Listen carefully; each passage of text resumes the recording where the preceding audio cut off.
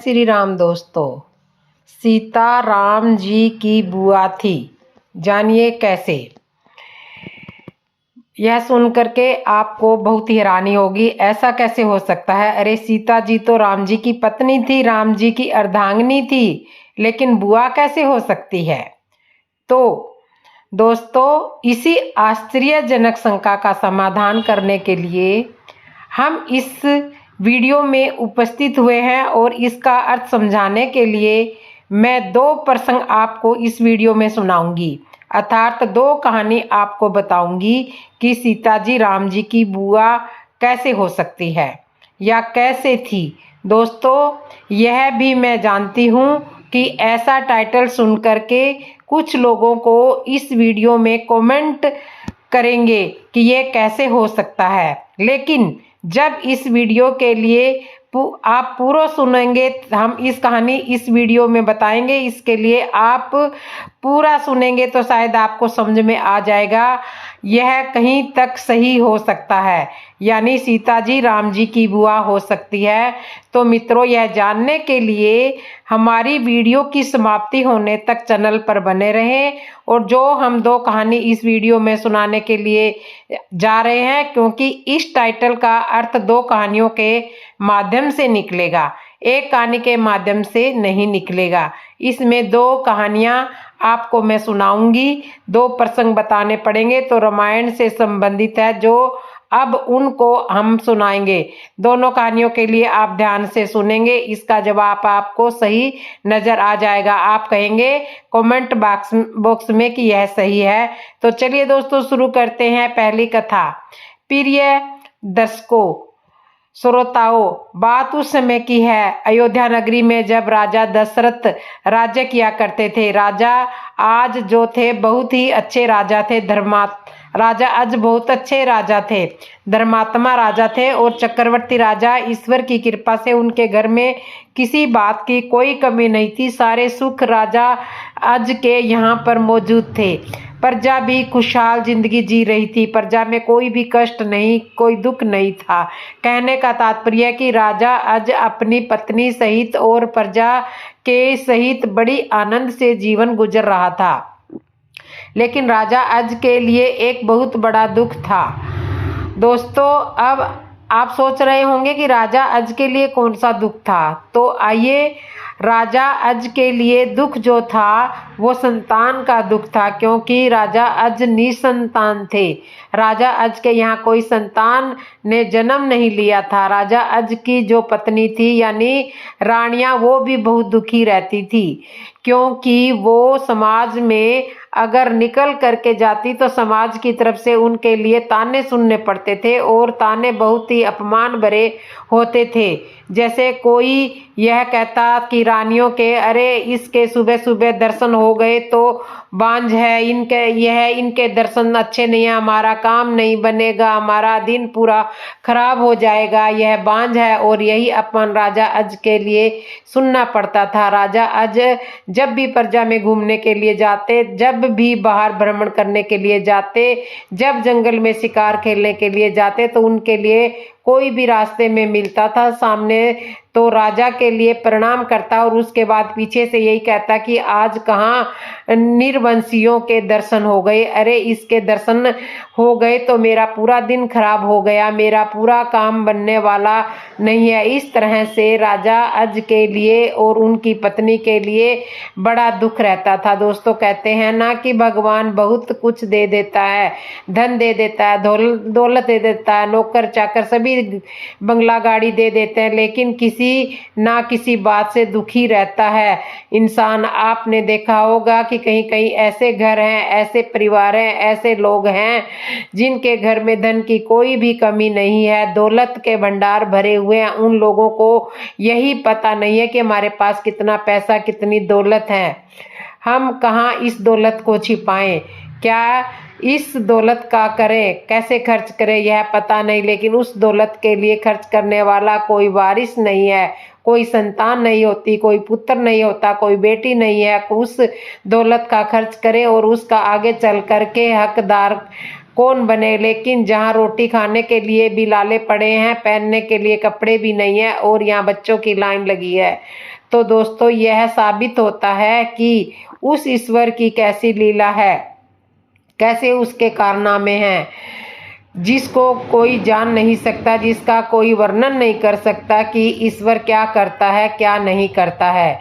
यह भला कौन जान सकता है जिस घर में अपार धन भंडारा, उसमें कोई उसको बरतने वाला नहीं, और जहाँ धन की कमी नहीं है, माधन की कमी नहीं है। कैसी दुनिया है और कैसी बनाई ईश्वर ने ये प्रकृति की। सुख तो दिया लेकिन सर्व सुख नहीं दिया। तो दोस्तों राजा अज जो थे वो निसंतान थे और दुखी रहते थे। एक समय की बात है, राजा अज जो थे वो तालाब के किनारे घूमने के लिए गए थे अपने बगीचे में, और तालाब के किनारे जब पहुंचे तो उन्होंने तालाब में एक बहुत सुंदर कमल का फूल देखा जो जल में तैर रहा था। उस कमल के पुष्प को देखकर राजा उस पर मोहित हो गए। राजा देख करके सोचने लगे, ऐसा सुंदर कमल का फूल तो हमने कहीं नहीं देखा, कितना सुंदर यह कमल का पुष्प है और हमें इसको प्राप्त करना चाहिए भाइयों।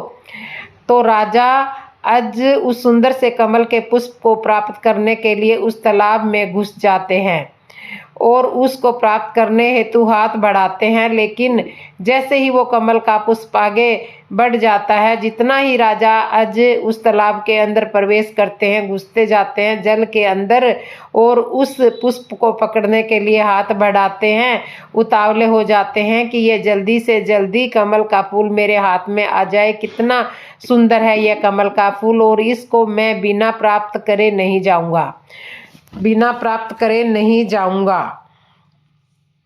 जैसे वो कमल के फूल को हाथ बढ़ाते हैं वैसे कमल का पुष्प आगे बढ़ जाता है, राजा अज के हाथ में आता ही नहीं है। राजा अज को ऐसा करते करते बहुत देर हो गई। राजा अज बहुत परेशान हो गए। तब बहुत देर हो गई तो आकाशवाणी हुई कि राजा अज, इस कमल के पुष्प को आप प्राप्त करने के लिए आप इतना परेशान मत होइए, इतने उतावले मत होइए। यह कमल का पुष्प आपको प्राप्त नहीं हो सकता, आप इसे नहीं पा सकते, क्योंकि यह निसंतान लोगों के लिए पुष्प जो है वह प्राप्त नहीं हो सकता। जो निर्वंशियों होंगे उसके कोई संतान नहीं होगी, वह इस कमल के पुष्प को प्राप्त नहीं कर सकते। इसलिए हे राजा अज, इस पुष्प को प्राप्त करने के लिए जो आप कोशिश कर रहे हो, बार बार प्रयास कर रहे हैं और हर प्रयास में विफल हो रहे हो, तो ऐसे ही आप विफल होते जाएंगे। तो दोस्तों यह सुन करके राजा अज के लिए बहुत बड़ा दुख हुआ, क्योंकि वो निसंतान थे, इसलिए बहुत दुख हुआ। दुखी होकर के राजा अज जो थे वो अपने राजमहल में चले जाते हैं, दुखी होकर के बैठ जाते हैं। पत्नी आई और पूछा कि इस तरह से आप क्यों दुखी हो? तो राजा अज ने सारी बात बताई कि मैंने बगीचे में जो तालाब है उसमें एक सुंदर कमल का पुष्प देखा, जिस पर मोहित हो गया। उसे प्राप्त करने के लिए मैं जल में घुस गया, मैंने बहुत प्रयास किया उसे प्राप्त करने के लिए, लेकिन आकाशवाणी ने इस तरह से कह दिया कि निसंतान लोगों के लिए यह पुष्प प्राप्त नहीं हो सकता, इसलिए मैं दुखी हूँ। तो दोस्तों उसके बाद में भगवान शिव जो थे वह सारा दृश्य देख रहे थे, क्योंकि राजा अज जो थे वो भगवान शिव के बहुत परम भगत थे। वो भगवान शिव की भक्ति में लीन हो गए, उनकी पूजा में, उनकी तपस्या में बैठकर, क्योंकि उनका बहुत बड़ा अपमान आकाशवाणी के माध्यम से हुआ, जो उन्हें बहुत दुख हुआ। इधर भगवान शिव ने देखा कि हमारा परम भक्त जो राजा अज है वो बहुत दुखी है, परेशान है, तो हमें उन्होंने धर्मराज को बुलाया और धर्मराज से कहा कि आप जो है राजा अज के यहाँ जाओ और उनके किसी ना किसी तरह से दुख को दूर करो, क्योंकि आपके ही माध्यम से राजा अज का दुख दूर हो सकता है। जो और संतान की वजह से दुखी हो वह आपके ही माध्यम से उन्हें सुख मिल सकता है। दोस्तों भगवान शिव के आदेश अनुसार धर्मराज जो थे वो अपनी पत्नी को लेकर के वहां से चल देते हैं अयोध्या नगरी की तरफ, और सरयू नदी के किनारे पर बैठकर एक ब्राह्मण और ब्राह्मणी का वेश बना लिया और कुटिया बना करके सरयू नदी के किनारे पर रहने लगे। एक दिन की बात है, धर्मराज अपनी पत्नी को लेकर के ब्राह्मण और ब्राह्मणी के भेष में राजा अज के दरबार में जाते हैं। राजा अज ने धर्मराज को देखा और ब्राह्मण के भेष में थे। उन्होंने यह नहीं पहचाना कि यह धर्मराज तो केवल ब्राह्मण ही समझते थे। जब देखा तो उन्होंने कहा कि आइए ब्राह्मण देव, आप जैसे ब्राह्मण को देख करके मुझे ऐसा लगता है कि आप द्वार द्वार पर भटकने वाले नहीं है, ना किसी के घर पर जाने वाले हो। आप जैसे ब्राह्मण के तो दर्शन बड़े सौभाग्य व्यक्ति के लिए होते हैं। आप जैसे ब्राह्मण को देख करके मुझे बहुत सुकून मिला, इसलिए आपका स्वागत है। दोस्तों, राजा अज ने धर्मराज के लिए बड़ा सम्मान दिया, बैठाया। उसके बाद में राजा अज ने पूछा कि कहिए ब्राह्मण देव, कुछ दान की जरूरत है। आप जो लेने के लिए आए हैं, जो भी दान मांगना चाहते हैं इससे मांगे। धर्मराज ब्राह्मण के वेश में कहा कि मैं दान लेने के लिए आया हूँ। राजा अज क्या हमें दान देंगे? बिल्कुल देंगे। उसी समय राजा अज ने अपने नौकर को आदेश दिया कि जाओ इन ब्राह्मणों के लिए सोना, हीरा जवाहरात, बहुत सारा धन चीज दे दो ताकि कहीं दूसरी जगह जाने की आवश्यकता ही ना पड़े। नौकर जो है हीरा सोना लेकर के आता है। राजा ने कहा लीजिए महाराज। तो धर्मराज कहने लगे नहीं राजा साहब, हमें यह हीरा जवाहरात नहीं चाहिए, हमें आपकी मेहनत का धन चाहिए। जो आपने मेहनत से कमाया हो, चाहे वो सोना हो या हीरे जवाहरात हो या धन हो, जो आपकी मेहनत का हो, हमें वही चाहिए। क्योंकि आप जो यह सोना हीरा जवाहरात हमको दे रहे हो, यह प्रजा की कमाई का है, आपकी कमाई का नहीं है। इसलिए हमें आपकी कमाई का धन चाहिए। उसी समय दोस्तों राजा अज ने कहा कि क्या उनके गर्दन में यानी कि गले में एक सोने का हार पड़ा हुआ था। राजा अज ने अपने गले से सोने का हार उतारा और ब्राह्मण के लिए दे दिया जो धर्मराज थे और कहा कि लीजिए महाराज। धर्मराज ने वो भी लेने से इनकार कर दिया। कहा कि राजा, यह भी प्रजा की कमाई का ही है, आप यह हार पहने हुए हैं, यह आपकी मेहनत का कमाया हुआ हार नहीं है। मेरी बात आप पूरी तरीके से समझे। मैं प्रजा की कमाई हुई कोई भी कौड़ी तक नहीं ले जाऊंगा। इतना सारा धन यह हार लेने की तो बहुत दूर की बात है। इसलिए आपका कमाया हुआ चाहे हमें कुछ भी मिल जाए, थोड़ा ही मिल जाए, बस हमें वही चाहिए, उसी में मैं संतुष्ट हूँ, मुझे इतना अपार धन नहीं चाहिए। दोस्तों, सुनकर के राजा ने कहा ठीक है, क्षमा करना ब्राह्मण देव, तो आपके लिए इसका इंतजार करना पड़ेगा। आज तो मैं नहीं दे सकता, इसके लिए आपको प्रतीक्षा करनी पड़ेगी। ब्राह्मण ने कहा। जो धर्मराज थे उन्होंने कहा ठीक है, मैं यही सरयू नदी के किनारे कुटिया बना करके रह रहा हूँ, मैं आपकी प्रतीक्षा करूंगा, लेकिन आपकी मेहनत का ही कमाया हुआ धन लूंगा। दोस्तों, इतना कहने के बाद धर्मराज अपनी कुटिया में चले जाते हैं। उधर राजा अज, जब रात्रि होती है तो राजा अज भेष बदल करके, यानी कोई राजा अज को पहचान ना ले, भेष बदल करके धन कमाने के लिए राजा अपने घर से निकल देते हैं, अपने राज्य में जाते हैं। एक लोहार की दुकान थी, उसी लोहार की दुकान पर पहुंच जाते हैं और मजदूरी के लिए उससे काम मांगते हैं और कहते हैं कि हम आपकी मजदूरी करने के लिए आए हैं, बताइए हमें काम मिलेगा। तो लोहार ने कहा कि आपको यहाँ लोहा कूटना पड़ेगा। बोले ठीक है, हम तैयार हैं, इसके बदले में मैं आपको 1 टका मिलेगा। राजा अज तैयार हो गए। राजा अज का भेष राजा बदला हुआ था, इसलिए उस लोहार ने भी नहीं पहचान पाया। दोस्तों, राजा अज ने फिर रात भर लोहा कूटा और जब सुबह हुआ तो राजा अज के लिए उस लोहार ने 1 टका दिया। टका को प्राप्त करके राजा बड़ा प्रसन्न हुए और जब राजा जो थे वो अपने घर जाने से पहले सीधे सरयू नदी के किनारे उसी कुटिया पर पहुंचे जहाँ धर्मराज उनकी पत्नी ब्राह्मण और ब्राह्मणी के भेष में रह रहे थे। जाकर के राजा ने कुटिया पर आवाज लगाई, लेकिन ब्राह्मण उस समय नहीं थे, वो दूर कहीं घूमने के लिए, स्नान करने के लिए गए हुए थे। केवल ब्राह्मणी जो थी वह अंदर बैठी हुई थी। जब आवाज लगाई तो वह घर पर कोई है, तो ब्राह्मणी निकल करके आई और राजा अज ने कहा कि ब्राह्मण देव कहाँ है। तो ब्राह्मणी ने जवाब दिया, महाराज वो तो कहीं घूमने के लिए गए हुए हैं। तो राजा अज ने कहा कि ठीक है, यह टका जो है हम उनके लिए दान देने के लिए आए हैं और यह टका मैं दान करके जा रहा हूँ, रख लीजिए। और जब ब्राह्मण आए तो उन्हें बता देना कि यहाँ के राजा आज जो हैं उनके लिए यहाँ से टका देकर गए हैं। दोस्तों, टका देने के बाद राजा आज जो थे अपने घर चले आए। इधर कुछ समय के बाद में धर्मराज जब लौट करके आए तो उनकी पत्नी यानी ब्राह्मणी के वेश में थी। उन्होंने भाई का टका निकाल करके धर्मराज को दिया और कहा कि यहाँ के राजा आज यह देकर गए हैं। उन्होंने बताया कि ये हमारी मेहनत का है, ये प्रजा का कमाया हुआ टका नहीं है, ये हमारी समय की कमाई का टका है। दोस्तों, जब धर्मराज ने वो टका हाथ में लिया तो पता नहीं धर्मराज के लिए क्रोध आया। उसने वह टका जो था वो सरयू नदी के किनारे फेंक दिया और जैसे ही वो टका फेंका तो वहां पर एक गड्ढा हो गया। उसको देख करके धर्मराज आश्चर्य में पड़ गए। उस गड्ढे के लिए खोदा तो उसमें से एक सोने का रथ निकला। उस सोने के रथ से में निकला रथ सीधा आसमान से उड़ गया और आसमान में उड़ने से पहले ब्राह्मण से कह करके गया, यानी धर्मराज से कह करके गया कि एक रथ नीचे और है और वो आप उसको खोदना, एक दूसरा रथ और निकलेगा। दोस्तों, फिर धर्मराज ने उस जगह खोदी तो उसमें दूसरा रथ निकला। वो भी रथ ये कह गया कि एक रथ और नीचे है और वह भी आसमान में उड़ गया। इसी तरह तीसरे के बाद चौथा, चौथे के बाद पांचवा और पांचवें के बाद सातवां, फिर आठवां और धीरे धीरे 8 सोने के रथ निकलते गए और सीधे आसमान में उड़ते गए और यही कहते गए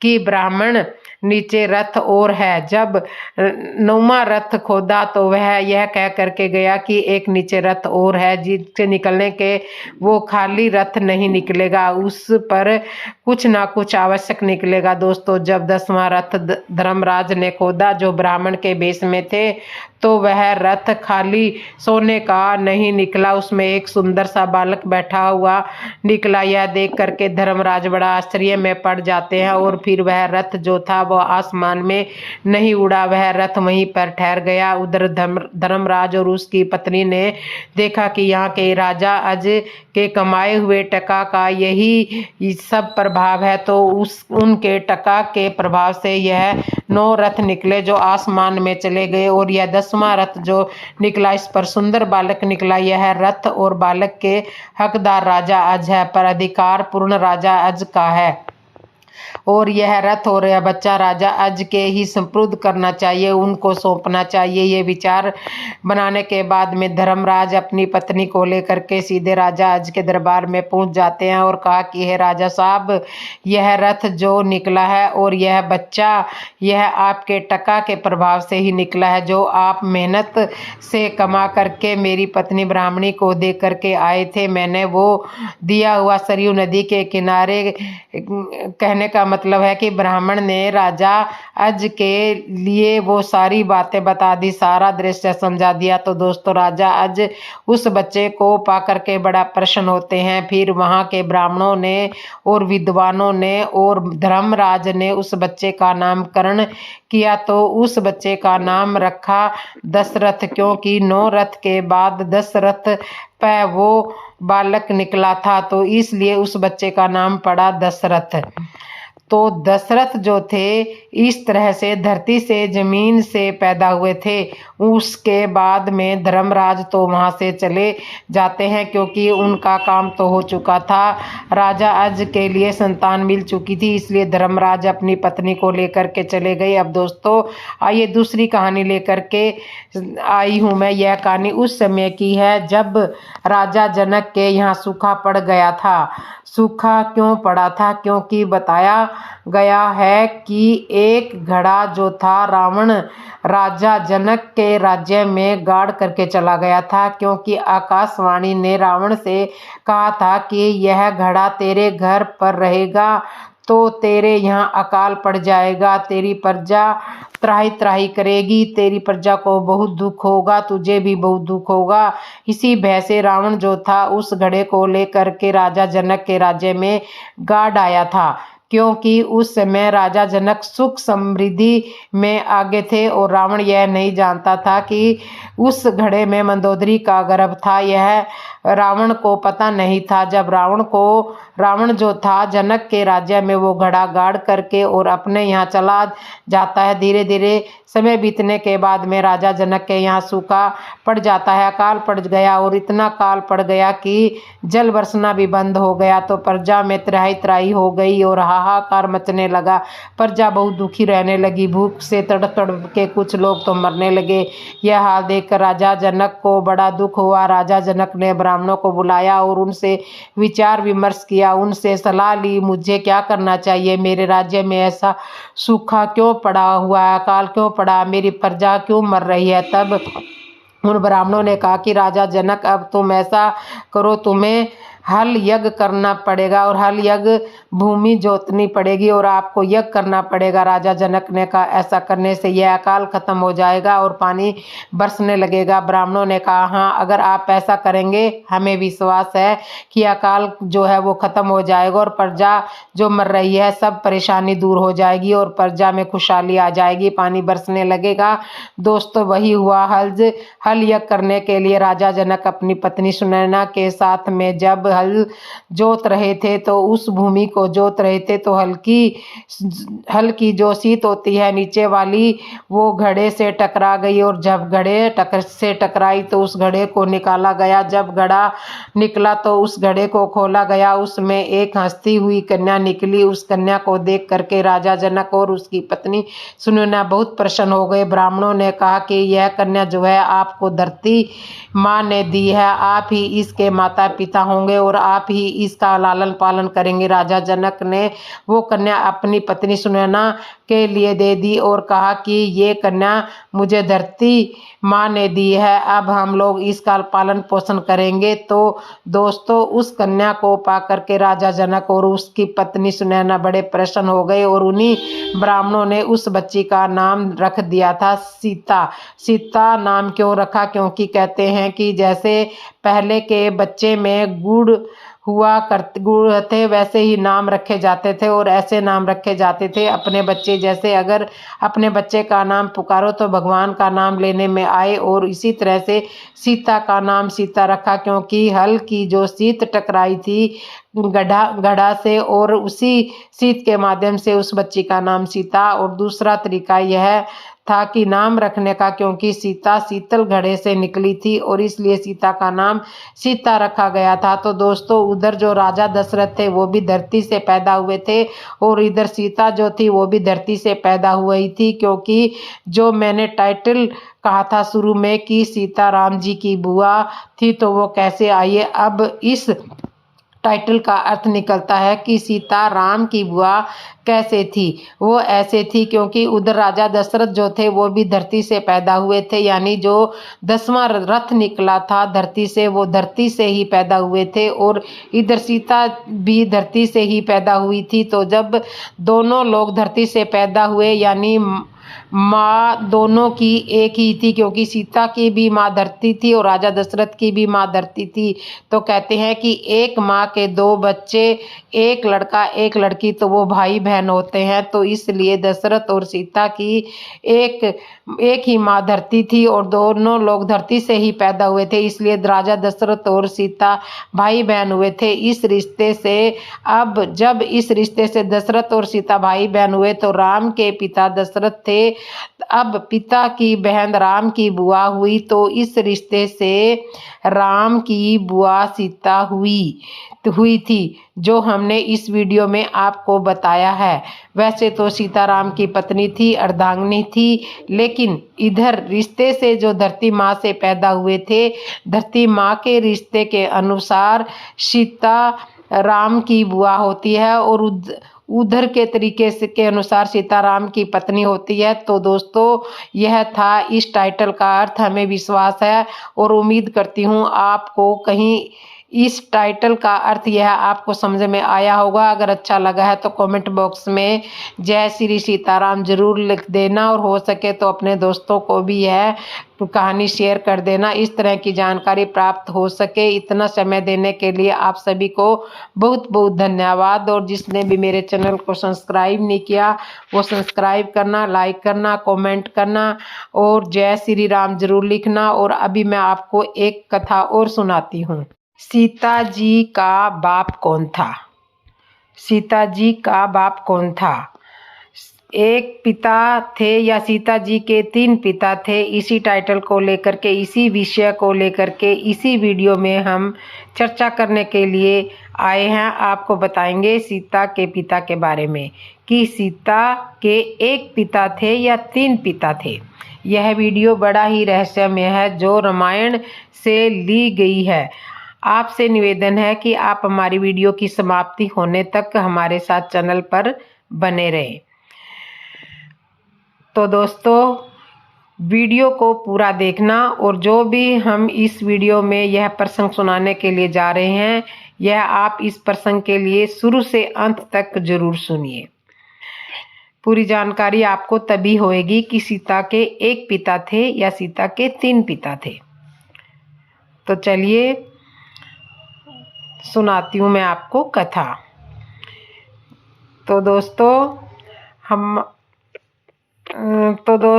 कथा शुरू करती हूँ। मैं आपको सुनाने जा रही हूँ आपका।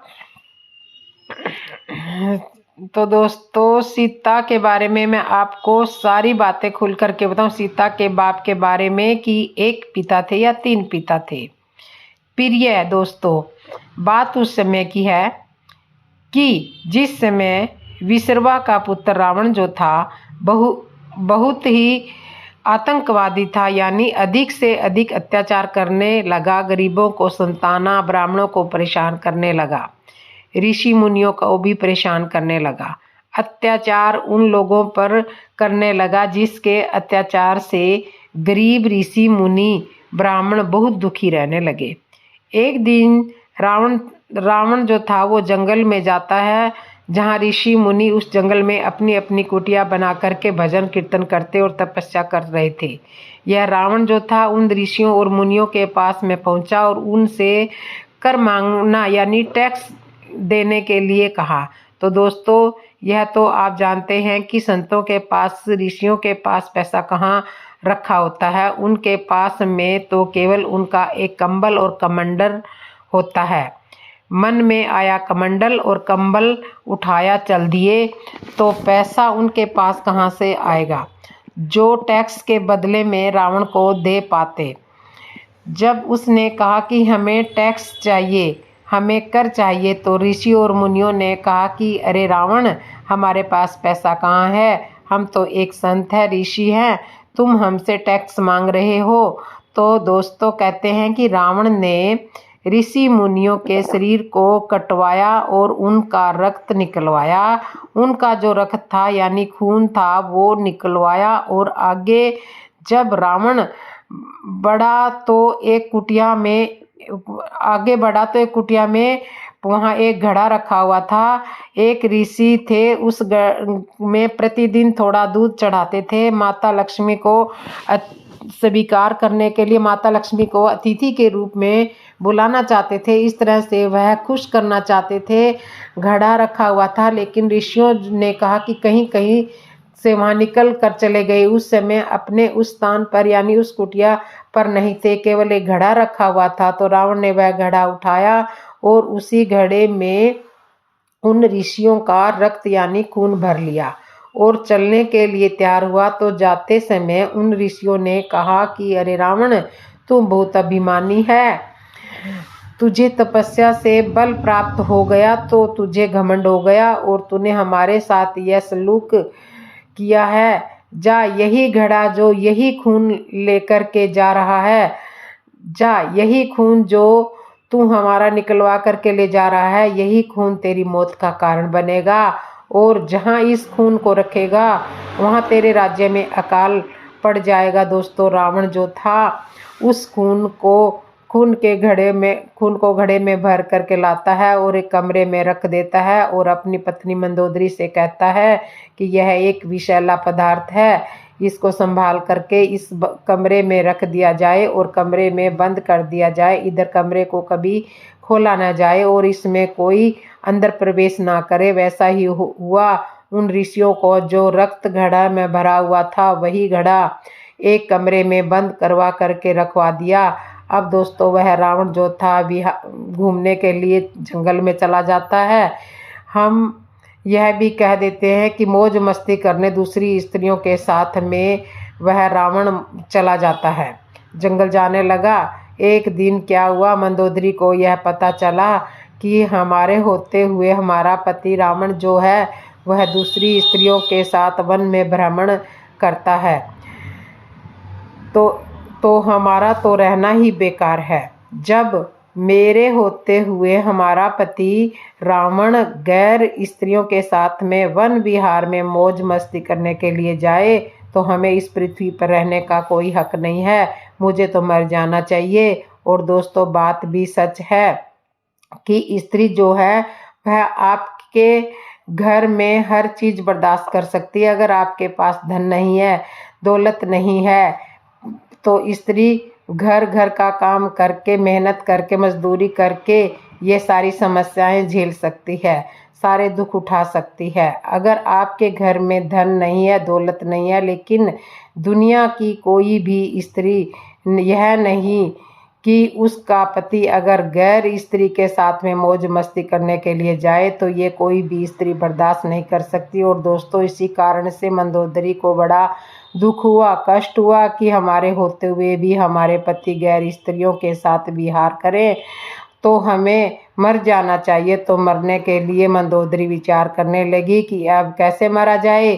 तो मंदोदरी के दिमाग में आया कि कुछ दिन पहले हमारे पति जो थे एक घड़ा में विषैला पदार्थ लेकर के आए थे, कमरा में रखवा दिया था और उन्होंने कहा था कि इस कमरे को कभी खोला ना जाए और इसमें प्रवेश ना किया जाए। तो चलिए हम उसी घड़े में से विषैले पदार्थ को पी लेती हूँ और मर जाती हूँ, क्योंकि हमारे लिए मरना ही उचित है। दोस्तों वही हुआ, मंदोदरी जो थी उस कमरे के पास में पहुंची, उसको खोला, उसमें प्रवेश किया जहाँ घड़ा रखा हुआ था। फिर मंदोदरी ने उस घड़े को उठाया और उस खून को पी गई। अब उन्हें तो यह मालूम था कि यह विषैला पदार्थ है, मर जाऊंगी जब घड़े के रक्त को पी जाती है। लेकिन मंदोदरी मरी तो नहीं, गर्भ धारण कर जाती है और उन्होंने गर्भ धारण कर लिया। अब तो मंदोदरी के लिए और भी दुख हुआ, सोचने लगी पति रावण को यह पता चल गया तो वह गर्भ किसका है, तो वह हमारे ऊपर अत्याचार करेगा, हमारी ज़िंदगी मरने से भी बेहतर हो जाएगी। अब क्या किया जाए दोस्तों। मंदोदरी अब तो बहुत अधिक परेशान हो गई और मंदोदरी अपने पति रावण को रिझाना शुरू किया। रावण को रिझाया और कहा कि हे प्राणनाथ, मैंने सुना है कि तुम्हारी गर्जना से स्त्रियों के गर्भ गिर जाते हैं, तो मेरी इच्छा है कि यह गर्जना हमें सुना दीजिए। रावण कहता है तुमने यही सुना है कि जब मैं गर्जना करता हूँ तो स्त्रियों के गर्भ गिर जाते हैं, लेकिन आप क्यों सुनना चाहती हो। मंदोदरी ने कहा स्वामी, आज हमारी बड़ी हार्दिक इच्छा हुई है कि हम भी तो आपकी गर्जना को सुने, किस तरह से आप गर्जते हो, स्त्रियों के गर्भ कैसे गिर जाते हैं। रावण ने कहा कि महारानी मंदोदरी, जब तुम्हारी यह इच्छा है तो चलिए मैं गर्जना तुम्हें सुनाता हूँ। अब दोस्तों रावण ने जैसे ही गर्जने की तो मंदोदरी का गर्भ जो था वह गिर गया। रावण वहाँ से गर्जना करने के बाद चला जाता है। मंदोदरी का जो गर्भ गिर गया उसी गर्भ को लेकर के मंदोदरी ने उसी घड़े में बंद कर दिया और वहाँ रख दिया। दोस्तों एक बात हमको साथ ही साथ यह भी बताना चाहते हैं कि आगे बढ़ लोग यह कहते हैं कि क्या खून पीने से भी कहीं गर्भ ठहर जाता है, तो आपको भी बात सही है दोस्तों, मैं भी आपकी बात का समर्थन करती हूँ, लेकिन ये विज्ञान नहीं मानता कि खून पीने से गर्भ ठहर जाता है। दोस्तों आपको एक बात बता दें कि उस समय जो ऋषि मुनि थे उनके अंदर शक्ति हुआ करती थी, तपस्या की शक्ति। जैसे आपने सुना होगा बाल्या और सुग्रीव के जन्म के बारे में, कहते हैं कि सूर्य भगवान की नज़र जो थी स्त्री के गर्दन पर पड़ी तो सुग्रीव का जन्म हुआ, और रात्रि में इंद्र की नज़र उसी स्त्री के बालों पर पड़ी तो उसका तेज खंडित हो गया और बालों पर गिरा तो बाली का जन्म हुआ, ऐसा कहते हैं। और दूसरी बात यह है कि दृष्टि भी एक तरह की नहीं बताई गई, वह तो मथ्या दृष्टि, दूसरी मानस दृष्टि से कहा जाता है कि जिसे मन में पैदा होना, क्योंकि ब्रह्मा जी की कुछ संतानें हुई थी, वो मानस संतानें थी। मानस पुत्र यानी मन में आया हुआ पुत्र। दोस्तों पुत्र पैदा हो गया। दोस्तों मेरे कहने का तात्पर्य यह है कि देवताओं के अंदर शक्ति हुआ करती थी, उन्हें सृष्टि की आवश्यकता नहीं थी। देवताओं और महर्षि यह अपने मन से भी संतान को जन्म दे सकते थे। दोस्तों आइए उसी जगह पर मंदोदरी ने उसी गर्भ के घड़े में बंद करके रख दिया और उस लंका में अकाल पड़ने लगा। और अकाल जब पड़ने लगा तो रावण को पता चला कि अकाल क्यों पड़ रहा। रावण बड़ा दुखी हुआ। एक दिन आकाशवाणी हुई कि रावण, तू जो घड़ा को लेकर आया तूने अपने कमरे में बंद करवा करके रख दिया है। अब वह घड़ा तेरी लंका में रहेगा तो अकाल पड़ेगा और तेरी लंका नष्ट हो जाएगी। दोस्तों यह सुन करके रावण घबरा जाता है। अब रावण ने क्या किया, उसी घड़े को लिया और सोचने लगा कि इस घड़े को ले जा करके हम इसको छुपाएं और गाड़ दें। रावण के दिमाग में आया कि राजा जनक के बारे में, क्योंकि राजा जनक उस समय सुख समृद्धि से जीवन जी रहे थे। चलो उनके राजा जनक के राज्य में इस घड़े को गाड़ देते हैं तो हमारी लंका में अकाल पड़ना बंद हो जाएगा और यही अकाल राजा जनक के राज्य में पड़ जाएगा, जिससे उनकी प्रजा नष्ट हो जाएगी। और यही सोच करके रावण उसी घड़े को ले लेता और घड़ा को ले करके राजा जनक के राज्य में यानी सीमा में पहुंच जाता है। उसी घड़े को जमीन में गाड़ करके रावण आ जाता है। अब दोस्तों उधर क्या हुआ, जब जनक के राज्य में घड़ा रावण ने गाड़ दिया तो धीरे धीरे राजा जनक के राज्य में अकाल पड़ने लगा। प्रजा बहुत दुखी रहने लगी और तड़फने लगी, मरने लगी, क्योंकि जंगल जल से वर्षना भी बंद हो गया था। जब जल नहीं बरसा तो फसल उगनी भी बंद हो गई थी, सूखा पड़ गया। प्रजा त्राही त्राही करने लगी। राजा जनक बड़े दुखी हुए। राजा जनक ने एक दिन अपने ब्राह्मणों को बुलवाया, पुरोहितों को बुलवाया और उनसे अकाल के बारे में पूछा। तब राय पूछी कि यह अकाल क्यों पड़ रहा है, तो इसका क्या उपाय है। तब यह कह कैसे तब ब्राह्मणों ने, पुरोहितों ने बताया कि आपको हल यज्ञ करना पड़ेगा। हल यज्ञ करने से आपके राज्य में बरसात हो जाएगी और बरसात हो जाएगी तो फसल हो जाएगी और ये अकाल खत्म हो जाएगा।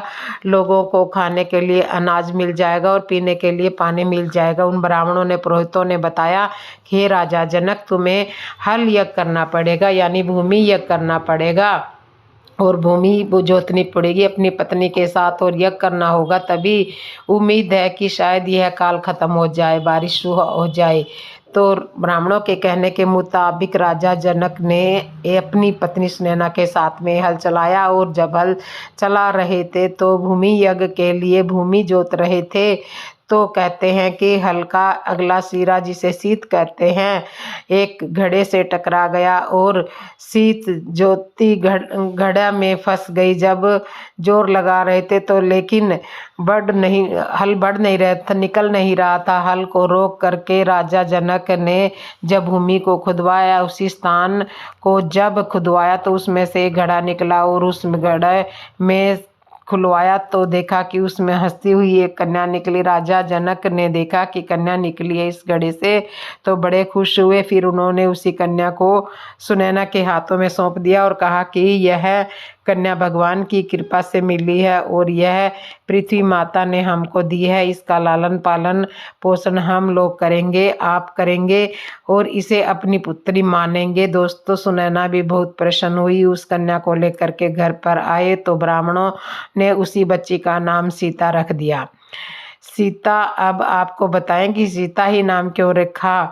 बहुत सारे नाम थे और सीता ही क्यों रखा। सीता नाम दोस्तों इसलिए रखा कि बच्चे में पहले गुण हुआ करते थे वही नाम रखे जाते थे। ऐसे नाम रखे, यदि अपने पुत्र का नाम पुकारा तो भगवान का नाम भी आ जाए। सीता जो थी वह शीतल घड़े से निकली थी, इसलिए सीता का नाम सीता रखा गया। दूसरी बात, जो हल का अगर भाग होता है उसे शीत कहते हैं और उसी के टकराने से सीता घड़े में से निकली थी, इसलिए भी सीता का नाम सीता पड़ा। इस तरह से नाम सीता पड़ गया। तो तो दोस्तों इसके बाद में कहा जाता है कि यज्ञ हुआ, और जब यह यज्ञ हुआ तो बारिश हुई, अकाल खत्म हुआ। दोस्तों उसी टाइटल पर आ जाइए, सीता का बाप कौन था। तो आइए हम आपको बताते हैं कि सीता के एक बाप नहीं बल्कि 3 बाप थे। अब सोच रहे होंगे कि ये आप क्या कह रहे हैं, अरे पिता तो एक ही होता है, 3 बाप कैसे हो सकते हैं। तो दोस्तों आश्चर्य ना करें, शंका ना करें, सीता के पहले पिता के बारे में हम आपको बताते हैं। दोस्तों आज रावण ने ऋषि मुनियों का रक्त निकलवाया था, खून निकलवाया था, और उसी खून के द्वारा सीता का जन्म हुआ। तो पहले पिता वो ऋषि हुए सीता जी के, क्योंकि उनके खून से उस पुत्री का जन्म, इसलिए सीता के पहले पिता वो ऋषि हुए थे। और दूसरे पिता हुए रावण। आप सोच रहे होंगे कि रावण कैसे हुए, तो आइए आपको यह भी बताते हैं कि रावण इस तरह से हुए, क्योंकि रावण की पत्नी जो थी मंदोदरी थी, और मंदोदरी ने उस खून को पिया तो गर्भ धारण किया, और यानी सीता जी मंदोदरी के गर्भ से हुई थी, इसलिए मंदोदरी रावण की पत्नी होने के नाते मंदोदरी की पुत्री सीता, और इसलिए रावण की पुत्री भी हुई। क्योंकि कहते हैं कि पत्नी के गर्भ में बच्चा चाहे किसी का भी हो, लेकिन वह जिसके साथ शादी होती है उसका पति होता है, उसी का बच्चा माना जाता है। तो इसलिए सीता रावण को भी पुत्री हुई।